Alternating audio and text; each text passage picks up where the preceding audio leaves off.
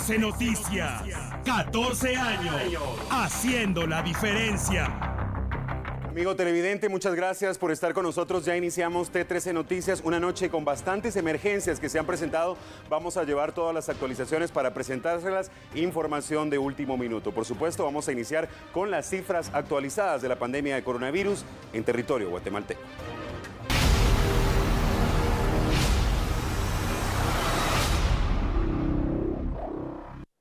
Mucha atención con la situación, lo que está ocurriendo en nuestro país. Tenemos el reporte de las últimas 24 horas, un total alarmante de más de 1.000 personas, exactamente 1.061 personas que han resultado positivo para coronavirus, según el reporte diario de casos de COVID-19 a través del gobierno de Guatemala y el Ministerio de Salud Pública y Asistencia Social. Recordemos que este informe es para el jueves 2 de julio del 2020. Hablamos de ayer, el total de pruebas realizadas 2.186 y ya lo indicábamos, ese altísimo número de 1.061 personas que resultaron positivo, 380 mujeres, hablamos de 681 hombres que resultaron también positivo, la cifra de víctimas mortales que también ha ido aumentando alarmantemente, 3 mujeres fallecieron este día, sería ayer jueves, la más joven de 37 años y también 23 hombres, el más joven de 22 años, hablamos en esas últimas 24 horas de 48 personas recuperadas. Es una situación bastante complicada. Sabemos que hay miedo en la población, sobre todo por cómo se han disparado los números en los últimos días de junio y también en estos primeros días del mes de julio. Recordamos que al pie del reporte aparece también esta nota aclaratoria. Dice: reporte de casos corresponde al miércoles 1 de julio de 0 horas a 23:59 horas. El número de fallecidos corresponde al reporte recibido de los servicios de salud pública y privados desde la emisión del último informe oficial. Por favor, es importante mantener las medidas que se han indicado por parte de las autoridades. Más de 1.000 personas resultaron positivo para coronavirus apenas en 24 horas. La situación es bastante complicada en territorio guatemalteco. Ahí tenemos también estos datos de las personas que se han recuperado hasta el momento. Afortunadamente, 3.279 personas que habían resultado positivo para coronavirus y que han logrado librar esta batalla. El total de casos activos lo podemos observar en color rojo, 15.948 casos activos en territorio guatemalteco. Esto arriba en sus pantallas, del lado izquierdo abajo en color negro podemos observar el número de personas fallecidas, 843 personas, casi hablamos ya de 1.000 muertos producto del coronavirus, las personas que lamentablemente no lograron librar esta batalla. Recordemos también que hay 2 personas más que fallecieron por causas ajenas a COVID-19, pero que habían sido diagnosticadas positivo, por eso también aparecen en este cuadro. Y observamos el total de casos en territorio guatemalteco. Hasta el momento se contabilizan 20.072 casos. Se espera que todavía no hayamos llegado a ese pico de contagios, así que es muy importante que usted siga atendiendo las recomendaciones, el uso de mascarilla, obviamente el distanciamiento físico, distanciamiento social y no salir de casa si no es necesario, amigo televidente. En pantalla el mapa de la distribución de casos de coronavirus COVID-19 por región. Observamos la región 1 que ha arrojado casi 15.000 casos. Hablamos de 14.994 casos hasta el momento. La región 2 con 1.596 casos. La región 3 con 711. Es la región que menos casos ha reportado hasta el momento. Hablamos de Izabal, Zacapa, Chiquimula, Jalapa y El Progreso. La región 4 representa ya 2.018 casos y en la región 5 ya hablamos de 753 casos para las Verapaces, Petén,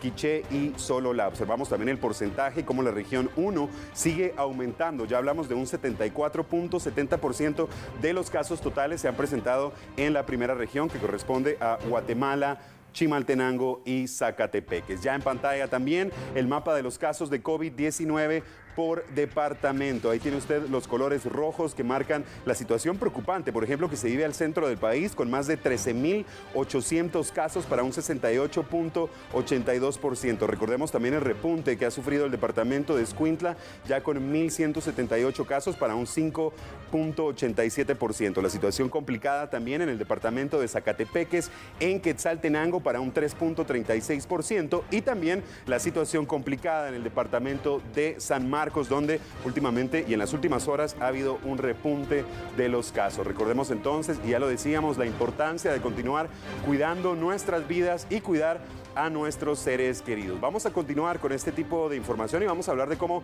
autoridades del Ministerio de Salud Pública buscan afianzarse de más pruebas para poder detectar el coronavirus y así también detectar a tiempo los focos de contagio. La ministra de Salud, María Amelia Flores, informó que actualmente hay un proceso de compra para contar con más pruebas de detección del nuevo coronavirus, el cual se espera se realice de manera ágil para tener los insumos lo antes posible. La funcionaria indicó que este tipo de compras se ha tornado difícil debido a la alta demanda en el mercado, pero que se han tomado acciones para lograr que el proceso sea más fácil y transparente a través de enlaces con organismos internacionales. De acuerdo con el inventario con que cuenta el Ministerio de Salud Pública, a la fecha hay 8.500 pruebas, distribuidas así: 3.000 para el interior del país, 4.500 en el Hospital General San Juan de Dios y 1.000 en el Hospital Roosevelt. Bajo este mismo lineamiento, la viceministra administrativa de Salud, Nancy Pesarosi, también se refirió al proceso de compra. Se busca adquirir 120.000 pruebas de antígeno para detectar el virus. Debido a la emergencia sanitaria, el número de laboratorios certificados para practicar las pruebas del nuevo coronavirus ha incrementado. La semana pasada se sumaron 10 laboratorios privados reconocidos y que reportan sus resultados a la cartera salubrista. Vamos ahora al departamento de Huehuetenango. Ha habido también un repunte de casos de coronavirus en aquel lugar. Nuestro corresponsal Daniel Méndez con la información.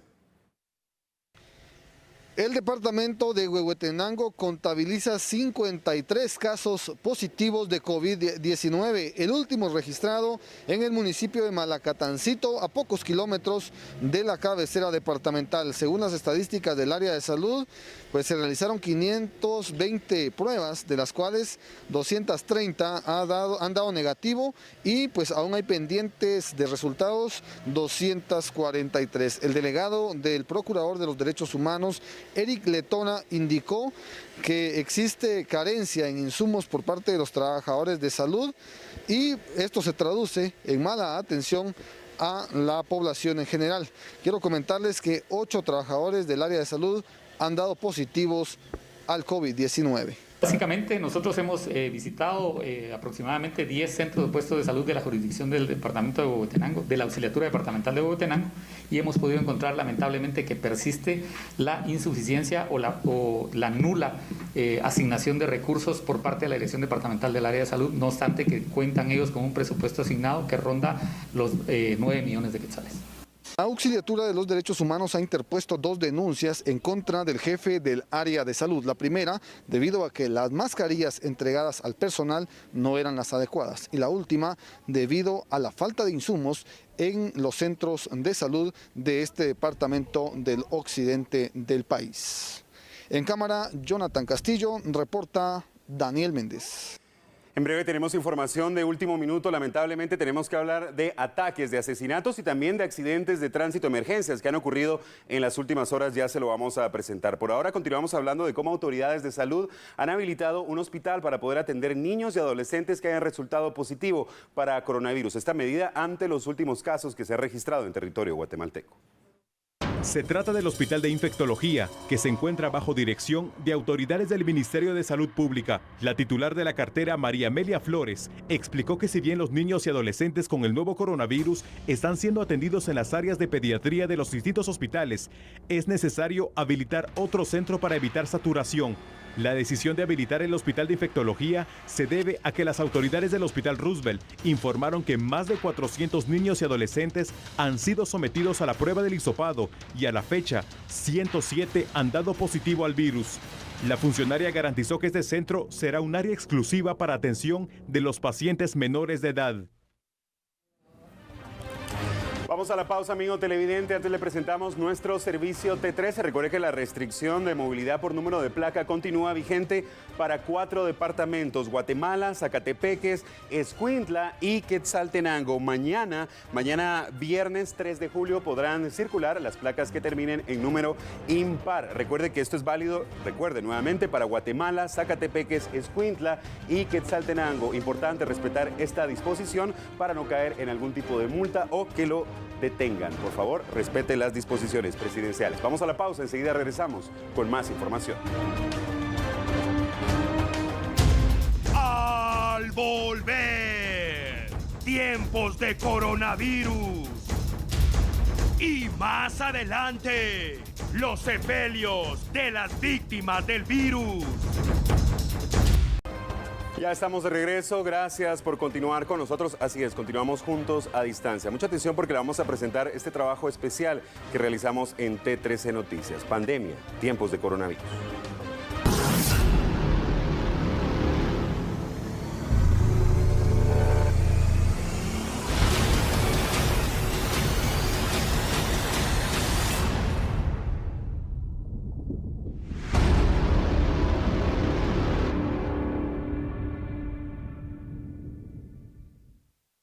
La situación es grave en Guatemala. Solo ayer, más de 1000 personas dieron positivo tras realizarles el hisopado. Y ojo, porque se dice que falta lo peor. Las cifras son alarmantes, pero no pensemos solo en números. Hay que pensar sobre todo en las vidas que se están perdiendo. Hay madres, padres, hijos, tíos y abuelos llorando y vestidos de luto. Y no solo eso, cuando fallece una persona víctima del nuevo coronavirus, sus familiares quedan con temor por saber si alguien más está infectado. Por eso es vital atender las restricciones y recomendaciones para la mitigación del virus. No se trata de política, se trata de salud, se trata de vivir. Sin embargo, y pese a la seriedad de la situación, siempre hay quienes rompen con todo. Por ejemplo, este hombre identificado como Alexander Chic fue sorprendido en la aldea Montúfar, San Juan, Zacatepeques. Resulta que ofrecía beneficios, identificándose como empleado del Fondo para la Vivienda. Verificaba los terrenos y cobraba 2000 quetzales. Los vecinos aseguran que al menos 45 familias cayeron en el engaño. Pero hubo alguien que sospechó y descubrieron que se trataba de una estafa. Lo retuvieron y le dieron unas cuantas caricias. Después de eso, lo llevaron a un lugar donde lo interrogaron y al ver que todo estaba perdido, no tuvo más remedio que pedir ayuda y llamar a la mamita para devolver el dinero.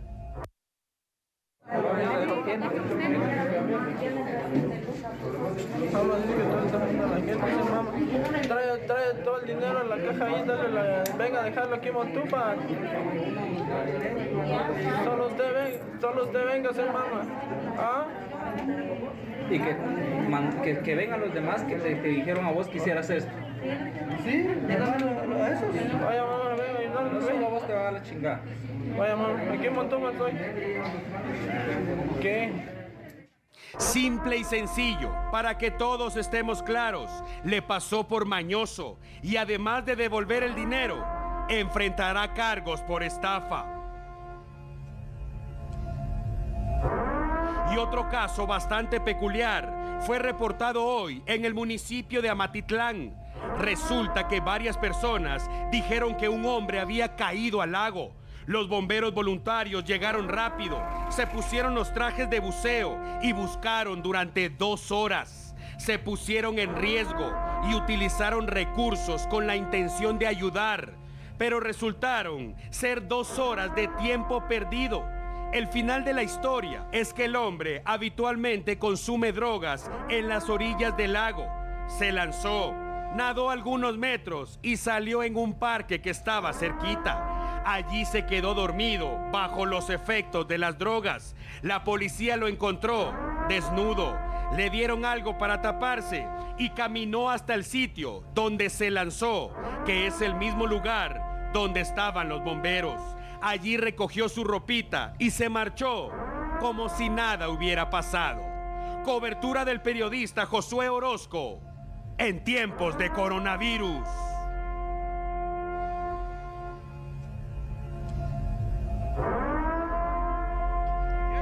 Hablamos de otra situación bastante complicada en nuestro país. Hablamos de las mujeres que han resultado positivo para COVID-19 y dan a luz bajo esa circunstancia, bajo esa situación. ¿Qué es lo que pasa con los recién nacidos? Algunos nacen, de hecho, con el virus y unos nacen ya con anticuerpos. Hemos consultado a los expertos y esto fue lo que nos dijeron. En medio de la pandemia del COVID-19, 26 mujeres portadoras del virus han dado a luz en 4 centros asistenciales según los registros del Ministerio de Salud.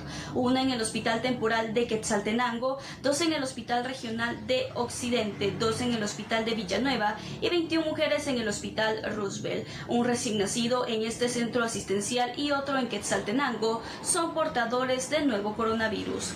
Hay pocos estudios, la mayoría que tenemos son estudios de Europa y de China, donde se han estudiado a las embarazadas y justamente se ha visto esto que estás mencionando en cuanto a que los bebés nacen sin coronavirus, gracias a Dios.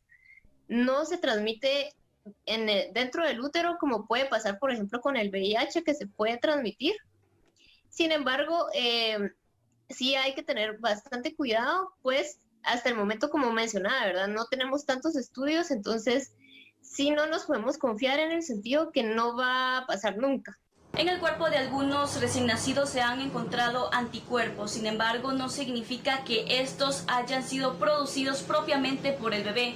Sin embargo, según expertas en medicina, la madre al estar en contacto con el virus es quien crea estos anticuerpos y se los transmite al feto. Si son anticuerpos de mamá que pasaron a través de la placenta, puede ser definitivamente que tenga por eso la prueba positiva, pero no son anticuerpos que puedan decirse que sean protectores para el bebé o que lo protejan de infecciones posteriores. Adelante vamos a tener más actualizaciones porque ya le comentábamos al inicio de esta emisión, una noche donde se han presentado muchas emergencias. Por supuesto, nosotros le presentamos todos los detalles. Mucha atención ahora porque vamos con la ampliación de otro de nuestros titulares y esto tiene que ver con las víctimas mortales de coronavirus COVID-19 y la situación en los cementerios. Nos vamos a ubicar en el cementerio de La Verbena y también en el cementerio general, en la zona 3.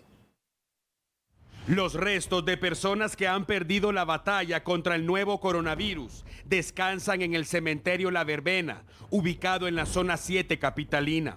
Hay que tomar en cuenta que por seguridad de los familiares de las víctimas, los cuerpos son llevados directamente desde el hospital donde fallecen. Las autoridades del Ministerio de Salud Pública autorizaron que las funerarias se encarguen del traslado, pero solo si cumplen con los protocolos de seguridad para evitar que el virus siga expandiéndose. No se permite realizar velatorio, ni que los familiares se acerquen al ataúd. En el caso del cementerio general en la zona 3 capitalina, de acuerdo a las disposiciones de las autoridades, ese camposanto no está habilitado para realizar sepelios de personas que han fallecido por el coronavirus. Las inhumaciones que se realizan en zona 3 corresponde a personas que han fallecido por enfermedad, quizá por algún accidente o hechos de violencia. Hablamos de al menos 20 sepelios cada día en ese cementerio y solo se permite el ingreso de 10 familiares. Todos deben llevar mascarilla. Debe realizarse de manera breve y se recomienda a las personas que tienen necesidad de asistir a ese camposanto limpiarse bien al salir y volver a casa. Ya estamos de regreso, en breve le vamos a presentar importante información de último minuto, no se lo puede perder. Por ahora ya se lo habíamos adelantado, tenemos que hablar de la situación del clima en nuestro país. Según los expertos, las lluvias van a continuar.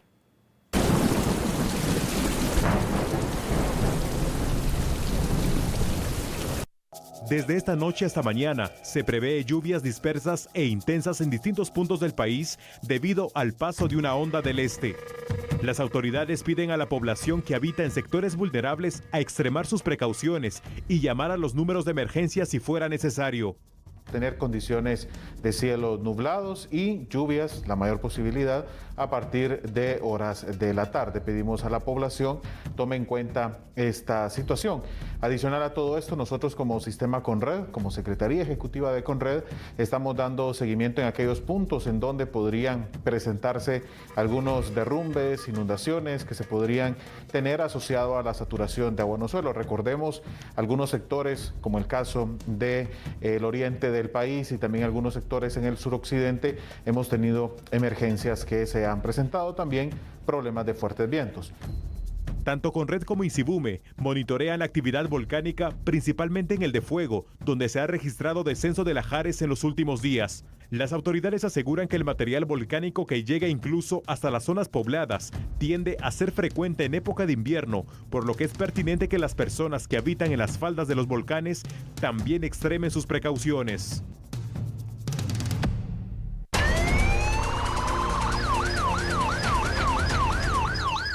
Mucha información en esta noche de jueves, amigo televidente. Ya le habíamos presentado actualizaciones que tenían que ver con ataques armados. Esta vez tenemos que hablar de accidente de tránsito. Vea usted las imágenes. Esto ocurrió hace apenas unos minutos en el municipio de Misco, a la altura del puente El Caminero. Imágenes cortesía de nuestro amigo y colaborador Germán Cabrera. Vea la situación y vea este camión cómo ha quedado justamente a la orilla de el puente El Caminero. Indicamos en jurisdicción de Misco, prácticamente bajo el puente queda, y además con producto en este camión. Vemos que ya también llega una grúa para poder agilizar la movilización. Afortunadamente no estamos hablando de personas heridas, pero si observamos la situación complicada en este sector, ya hay presencia policial, tanto como observamos Policía Municipal de Tránsito del sector de Misco, como también agentes de la Policía Nacional Civil que se han hecho ya presentes en este sector. Vea la situación y ya lo comentábamos, las lluvias que se han hecho presente en varios sectores de Ciudad Capital, municipios aledaños y también a nivel departamental. Esto complica aún más la situación. Esto, recordemos, y este percance ha ocurrido en dirección a Ciudad Quetzal. A esta hora, obviamente, está el toque de queda. Este tipo de vehículos pueden circular a pesar de la restricción por llevar productos, pero podría ser también, y eso será algo que deberán investigar las autoridades, si el exceso de velocidad o simplemente una falla en el sistema mecánico. Vemos que también hay otro vehículo tipo sedán involucrado en este accidente, también tiene algunos golpes, observábamos en pantalla. Le indicamos, amigo televidente, información de último minuto, imágenes que nos trae Germán Cabrera, El Metido, El Casa Noticias, con la situación que se está viviendo a inmediaciones de Puente El Caminero, justo bajo el puente El Caminero, con este accidente de tránsito que involucra el camión que tiene en pantalla, que vemos que prácticamente queda de lado, solo con dos neumáticos prácticamente, y una situación muy peligrosa porque recordemos también hay viviendas. Ahí podemos observar cómo hay prácticamente casas a escasos metros de este lugar. Afortunadamente, y debido al toque de queda, pues las personas obviamente estaban resguardadas, pero la situación complicada. Ya lo indicábamos que la grúa ya coordina poder retirar este vehículo. Pero amigo televidente, esta no es la única actualización que tenemos, porque más adelante le vamos a llevar un caso que ha ocurrido y que se reporta en Cobán. Esto tiene que ver con un intento de parricidio. Dos hombres que intentaron asesinar a su progenitora a machetazos. Ya en breve le vamos a presentar esta historia. Le indicamos último minuto y se registra en Cobán. En breve tenemos las imágenes de lo que ha ocurrido. No se lo puede perder. Impactante noticia. Por ahora vamos a seguir hablando y vamos a hablar de las acciones que ha implementado el Banco de Guatemala, ya que se acerca el bono 14. En los próximos días estará inyectando 2.500 millones de quetzales para atender la demanda de efectivo. Tenemos programado inyectar en estas 2 semanas, derivado del pago del bono 14, alrededor de 2.500 millones de quetzales, adicionales a lo que se inyecta normalmente. El año pasado fueron alrededor de 2.000 millones de quetzales. En esta oportunidad pues se prevé un poco más. En adición, como mencionaba, a la inyección normal. Tal vez recordar que esto es la inyección propiamente en efectivo, pero adicionalmente hay otros medios de pago que se utilizan para cumplir con esta obligación hacia los trabajadores. Con dicha inyección, el dinero que estará en circulación será de 57.000 millones de quetzales. El billete con mayor demanda es el de 100 quetzales. Y aunado a este tema, las acciones que está realizando el Banco de Guatemala, vamos también con la postura de los empresarios y la preocupación que llega ante ellos justamente ante la llegada del bono 14. Es un tema que va a generar mucho estrés en muchas empresas porque basado en las ventas y en la caída de ventas o en la actividad económica, muchas empresas van a estar estresadas o van a tener pocas posibilidades de enfrentar financieramente el pago del bono 14. Nosotros como Cámara de Alimentos y Bebidas lo que estamos abogando es porque haya una discusión honesta y basada en la realidad para que tanto el trabajador como el empleador lleguen a un arreglo de pago. Con el tema del pago del bono 14, comprendemos que este es un derecho de los trabajadores, recibir esa prestación. Sin embargo, también estamos claros de las complicaciones que se ha dado para que los empresarios puedan generar ingresos y hacer efectiva esa obligación de pagarle a los trabajadores. En eso se está trabajando. Tanto el señor ministro de Trabajo como el Ejecutivo están analizando qué es lo que se va a realizar para poder atender. En consecuencia, les suplicaríamos que nos permitan que se complemente el análisis respectivo a efecto de definir la manera en la que se puede atender esta obligación. Por aparte, en un comunicado, el Ministerio de Trabajo señaló que el pago del bono 14 debe realizarse antes del 15 de julio. Esto incluye a las empresas que suspendieron a sus trabajadores.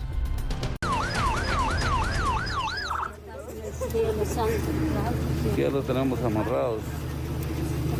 Los drogados que estaban queriendo matar a la mamá. Respuesto Dios sobre toda la familia, sobre todo. Yo no, jefe, yo soy joven todavía, jefe. Yo soy joven, tengo 17 años. ¿Por qué chicas a la mano? Yo no estoy chingando a nadie, jefe. Partido estaba jugando, jefe. En serio, jefe. Ya lo tenemos amarrados. Los drogados que estaban queriendo matar a la mamá. Respuesto Dios sobre toda la familia, sobre todo. Yo no, jefe, yo soy joven todavía, jefe. Se lo habíamos prometido, amigo televidente, indignante y aterrador lo que ha ocurrido hace minutos nada más en el departamento de Cobán. Vemos esas dos personas que las tienen prácticamente amarradas, dos sujetos que pretendían agredir con machete a su madre, a su progenitora. Esto ocurrió en la zona 12 del departamento de Cobán.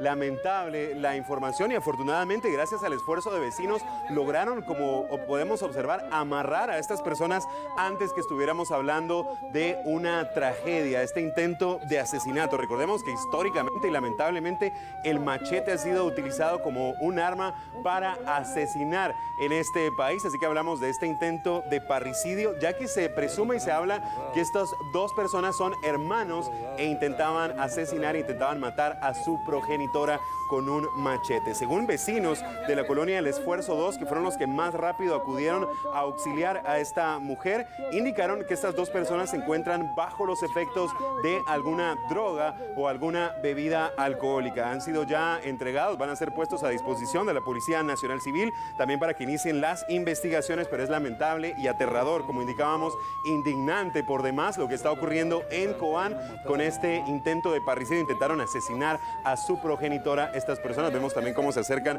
algunas otras personas a rezar, a pedir por estas dos almas, que de verdad la situación complicada. Información de último minuto que le habíamos prometido y con mucho gusto le presentamos esta historia lamentable, lo que está ocurriendo en Cobán bajo todas luces. Lo indicábamos como en nuestro país los machetes son utilizados para asesinar. Atención con las imágenes que tenemos en pantalla. Hablamos de otra historia y esta es la trágica muerte de un agente de la Policía Nacional Civil. Esto ocurrió en la provincia. Se estaba de descanso y decidió salir por víveres a bordo de su motocicleta. Tenía 35 años y fue protagonista de ese aparatoso accidente de tránsito en el kilómetro 104 de la ruta hacia Las Verapaces. Los bomberos municipales llegaron rápidamente.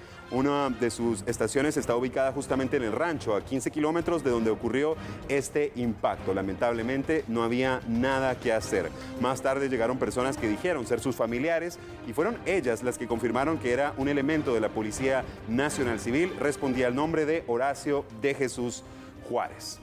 Atención porque vamos a seguir hablando de acciones ahora por parte de la Policía Nacional Civil y la lucha que están librando contra las bandas que se dedican a la extorsión.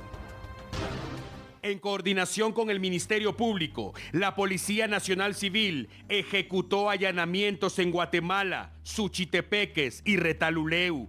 El objetivo, desarticular bandas dedicadas a uno de los delitos más recurrentes en nuestro país, la extorsión. Irrumpieron en 18 viviendas y en poco tiempo confirmaron el arresto de 12 sospechosos, 9 mujeres y 3 hombres. Se supone que eran estas personas las que chantajeaban principalmente a operadores del transporte público, pese a estar suspendido el servicio. Seguían exigiendo el dinero bajo amenazas de muerte. Entre los detenidos figura Eluvia Carolina Monzón, una mujer de 37 años, según la policía. Ella fue arrestada en la colonia Landívar, zona 7 de la capital, y se confirmó que había salido de la cárcel hace apenas una semana. De nuevo, fue sorprendida delinquiendo. Todos los sospechosos fueron consignados a juzgado competente, donde deben esperar que se programe audiencia de primera declaración, cuando tendrán la oportunidad de defenderse a través de la representación legal de un abogado. Las autoridades informaron también que 7 personas que ya guardan prisión fueron notificadas de nuevos cargos en su contra, al considerar que hay suficientes indicios para pensar que eran ellas las que ordenaban las extorsiones desde la cárcel.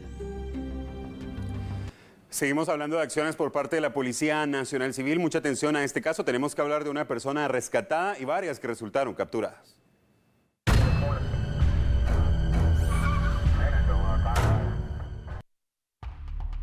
Se trata de un exitoso operativo ejecutado por elementos de la Policía Nacional Civil. Al recibir la denuncia, accionaron de inmediato y reportaron la desarticulación parcial de una banda de robafurgones. Fueron 5 hombres: Abraham Méndez, de 29 años, Lester Lares, de 27, Antonio García, de 28, Miguel Ángel Mazate, de 35 y Vitalino Gómez, de 35, de acuerdo a los datos que ofrecieron las autoridades. Están acusados de haber sorprendido al piloto de un camión en un sector de Villanueva. Todo indica que sabían que la mercadería que este hombre llevaba estaba valorada en al menos 100,000 quetzales. Lo encañonaron y se lo llevaron. Lo abandonaron más tarde en un sitio donde pensaron que no encontraría ayuda, pero el hombre logró denunciar y la policía inició el operativo. La persecución finalizó en un sector de la calzada Raúl Aguilar Batres, zona 12. Allí redujeron al orden a los 5 sospechosos y recuperaron la mercadería. El piloto del vehículo pesado los reconoció en el lugar y aseguró que fueron ellos los que cometieron el delito. Al revisar en la base de datos, la policía descubrió que uno de los detenidos tenía antecedentes por extorsión: Miguel Ángel Mazate. En el caso de Vitalino Gómez, es un hombre que tenía ya un ingreso a la cárcel, acusado de homicidio, y otro de los sujetos por robo agravado. Tras su captura, fueron consignados a juzgado competente, donde enfrentarán la justicia.